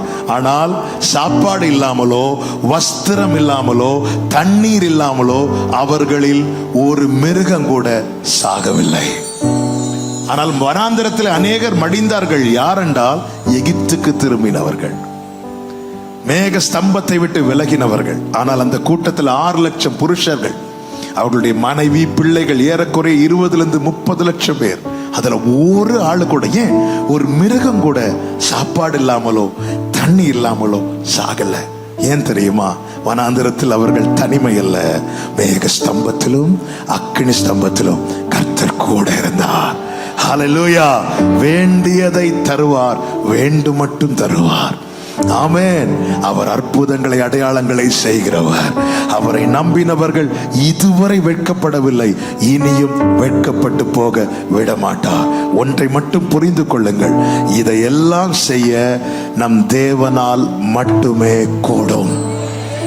இது வேற யாருக்குமே முடியாது, வேற எந்த மனிதனுக்கும் முடியாது.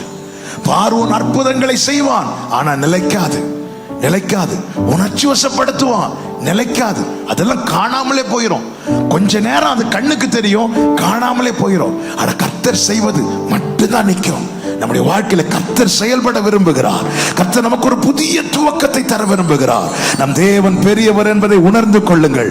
எகிப்தின் பிடியில இன்னும் யாராவது இருப்பீர்களே ஆனால், என் வாழ்க்கை இப்படியே இருக்கிறது, எனக்கு ஒரு புதிய துவக்கம் வேண்டும் என்று யாராவது விரும்புவீர்களே ஆனால், இந்த நாளிலே அவருடைய இரத்தத்தாலே கழுவப்பட உங்களை ஒப்புக் கொடுங்கள். நம் தேவன் உலகத்தில் இருப்பவரிலும் பெரியவர். ஒருவராய் பெரிய அதிசயங்களை செய்கிறவரை துதியுங்கள். அவர் கிருபை என்றும் உள்ளது. எல்லாரும் எழுந்து நிற்கலாமா ஒரு சில நிமிடங்கள்? ஹalleluya. என்னென்ன விஷயத்துல ஆமென் கர்த்தருடைய அற்புதம் வெளிப்பட வேண்டும் என்று விரும்புறீங்க?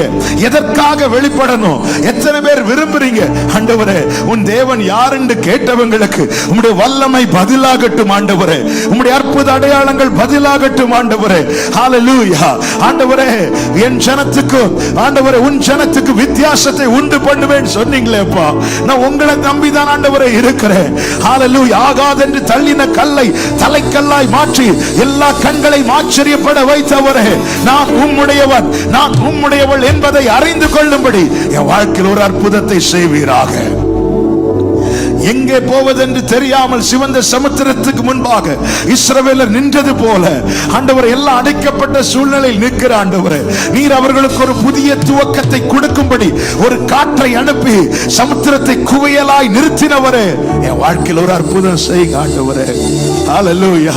நான் உங்க வார்த்தையை நம்பி இருக்கிறேன். மனுஷன் அப்பத்தினால் மாத்திரமல்ல, தேவனுடைய வாயிலிருந்து புறப்படுகிற வார்த்தையினால் பிழைப்பான் என்பதற்கு என்னை அடையாளமாய் நிறுத்த எனக்கு ஒரு அற்புதம் செய்யுங்க ஆண்டவரே. ஹalleluya. நான் உம்முடையவன், ஆமென், நான் உம்மால் நடத்தப்படுகிறவன் என்பதை எல்லா கண்களும் காணும்படியாக, அறிந்து கொள்ளும்படியாக என் வாழ்க்கையில் ஒரு அற்புதம் செய்யுங்க ஆண்டவரே. எல்லாரும் உங்க ரெண்டு கரங்களை உயர்த்தி இப்ப நீங்க ஒரு 2 நிமிஷம் ஜெபம் பண்ண போறீங்க. எதற்காக அற்புதம் செய்யணும்? எத்தனை பேர் சொல்ல போறீங்க, ஆண்டவரே நீர் பெரியவர் என்பதை என் சொந்தக்காரங்க பார்க்கணும், என் வீட்டில் இருக்கிறவங்க பார்க்கணும். ஒருவேளை உங்க குடும்பத்தில் நீங்க மட்டும் ரட்சிக்கப்பட்டு நீங்க மட்டும் தேவனை தேடி வந்திருக்கலாம். நீங்க சொல்லுங்க, ஆண்டவர்கிட்ட கேளுங்க. ஆமென். பார்வோன் கேட்டது மாதிரி கேட்கிறாங்க. உன் தேவன் யாருன்னு கேட்கிறாங்க. எனக்கு வார்த்தை இல்லப்பா, நீங்க ஏதாவது செய்யணும் ஆண்டவரே, நீங்க தான் அதற்கு பதில் ஆண்டவரே. இதோ நான் உம்மிடத்தில் எதிர்பார்த்து நிற்கிறேன். ஆமென். உம்மை சனகரிப்பு எந்த மட்டும் நிந்திப்பான் ஆண்டவரே. சனகரிப்பு நிந்தித்த போது எசேக்கியாவும் ஜனங்களும் ஒரு வார்த்தை மறு உத்தரவு சொல்லாம தேவ சமூகத்தில் வந்து அந்த நிருபத்தை விரித்து வைத்து கர்த்தரை நோக்கி பார்த்தார்கள். அப்படி நிந்தையை சுமந்து கொண்டு யாராவது வந்திருக்கிறீர்களா? நிந்தனையின் வார்த்தைகளை கேட்டு யாராவது வந்திருக்கிறீர்களா? இதோ தேவனுக்கு முன்பாக விரித்து வைத்து கண்களை ஏறெடுத்து பாருங்கள். அவர் சேனைகளின் கர்த்தர், சேனைகளின் கர்த்தர். ஆண்டவர்கிட்ட பேசுங்க. ஒரு 2 நிமிஷம் உங்க காரியத்தை சொல்லுங்க. எதுக்காக அற்புதம் செய்யணும் கேட்டா சொல்லுங்க. எல்லாரை விட நீ பெரியவர் என்பதை என் ஜனம் அறியணும், என் சொந்தக்காரங்க அறியணும், என் தெருவில் இருக்கிறவங்க அறியணும், என் கூட வேலை பார்க்கிறவங்க தெரியணும். இவள் ஆராதிக்கிற தேவன், இவன் ஆராதிக்கிற தேவன், இவன் சேவிக்கிற தேவன் எல்லாரை விட பெரியவர். எல்லா வல்லமை விட இவருடைய வல்லமை பெரியது. மற்ற எல்லா வல்லமைகளை விழுங்கி போடுகிற வல்லமை. பேசுங்க, ஆண்டவர்கிட்ட பேசுங்க. ஹalleluya. எதற்காக அற்புதம் வேணும்? ஆண்டவரே, என் ஜனத்துக்கு மற்ற ஜனத்துக்கு வித்தியாசத்தை உண்டு பண்ணுவேன் சொன்னீரே. நான் உம்முடைய ஜனம் என்பதை மற்றவர்கள் அறிந்து கொள்ளட்டும்.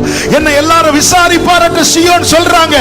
ஆனால் விரும்பி தெரிந்து கொள்ளப்பட்ட சீயோன் என்பதை மற்றவங்க அறிந்து கொள்ள அற்புதம் வேணும்.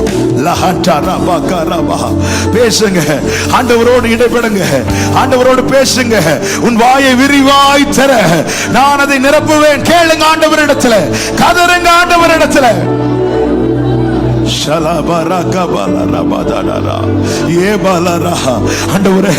ரத்தத்தால் மீட்கப்பட்ட ஜனம் அடைந்து கிடக்க விடலப்பா.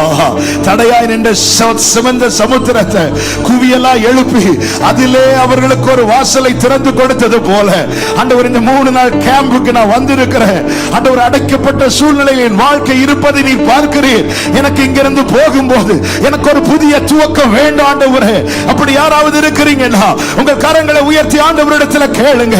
எனக்கு ஒரு இங்கிருந்து போகும்போது மீண்டும் அடைக்கப்பட்ட நிலையில் இருக்க கூடாது. எனக்காக ஒரு காற்றை வீச பண்ணுவீராக. ஏவலபா ஷபரபா கரபா ஏமலரஹடரபா.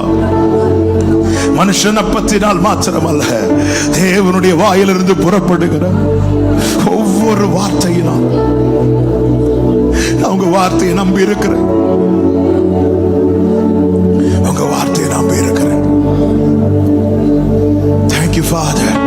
கண்கள் யாரையும் பார்க்காதீங்க. கர்த்தர் பேசினார்ல, எந்த வார்த்தையை உங்களோடு கூட இடைப்பட்டா கேளுங்க. ஆண்டவரே,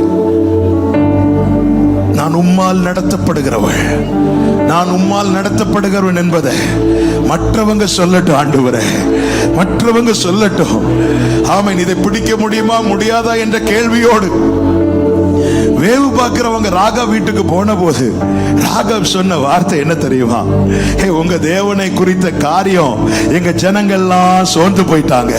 இந்த பட்டணத்தை எப்படி அவர் உங்களுக்கு தரப்போகிறார் என்று மற்றவர்கள் அறிந்து கொள்ளும்படியாய், மற்றவர்கள் புரிந்து கொள்ளும்படியாய், நீ தேவனால் நடத்தப்படுகிறவர், உனக்கான நன்மையை தருகிறவர், பரலோக தேவன் என்பது உன்னை எதிர்க்கிறவர்களை, உனக்கு விரோதமாய் இருக்கிறவர்களை சாட்சி சொல்லும்படியாய் இந்த காரியம் எங்கள் தேவனால் கை கூடி வந்ததென்று சத்துருக்கள் அறிந்து முனையற்று போனார்களா?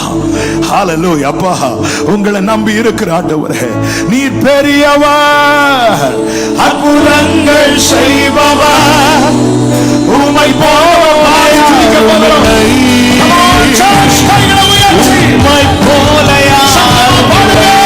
பெரியவர், அற்புதங்கள் செய்பவர், உம்மை போல யாரும் இல்லை,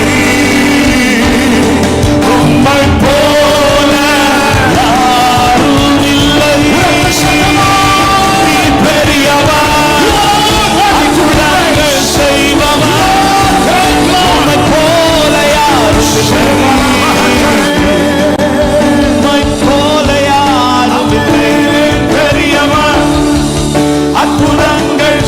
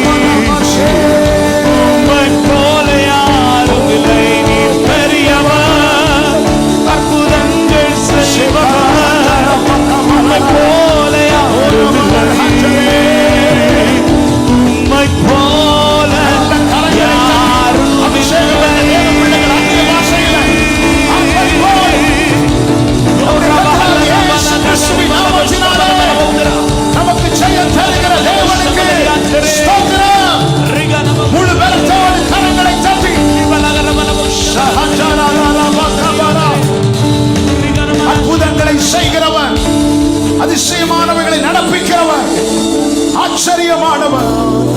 கர்த்தர் எனக்காய் மகிமையானவைகளை செய்ய போகிறார்.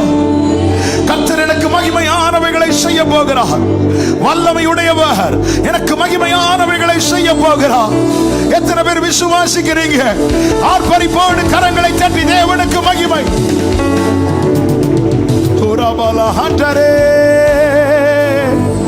இயேசுவே நீ பெரியவர், இயேசுவே நீ பெரியவர், இயேசுவே நீ பெரியவர். ரெண்டு கைகளை விரித்து கண்களை மூடி சொல்லுங்க, இயேசுவே நீர் பெரியவர், இயேசுவே நீர் பெரியவர், இயேசுவே நீர் பெரியவர், இயேசுவே நீர் பெரியவர், இயேசுவே நீர் பெரியவர், இயேசுவே நீர் பெரியவர், இயேசுவே நீர் பெரியவர், இயேசுவே திருப்பி பண்ணுங்க, இந்த வார்த்தையை சொல்லுங்க. இயேசுவே நீர் பெரியவர், இயேசுவே நீர் பெரியவர்.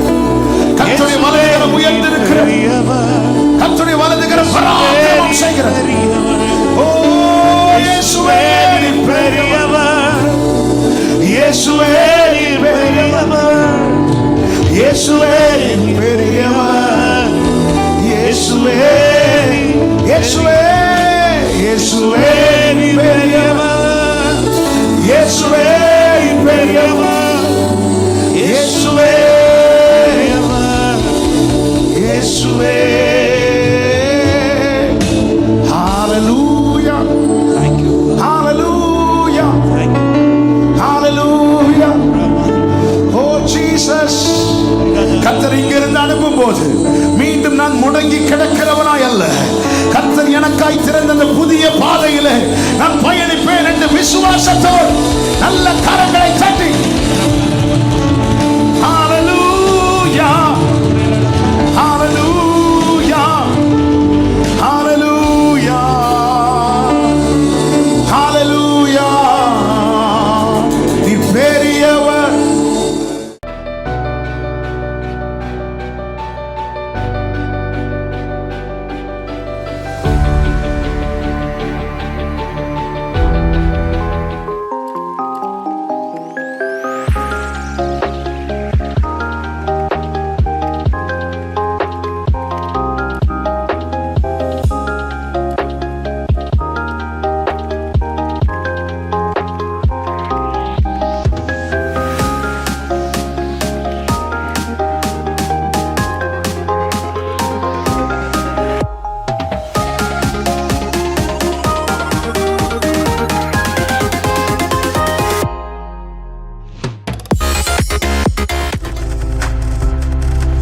நீங்கள் பார்த்துக் கொண்டிருப்பது உங்கள் ஜாய் டிவி. உங்கள் துக்கம் சந்தோஷமாய் மாறும்.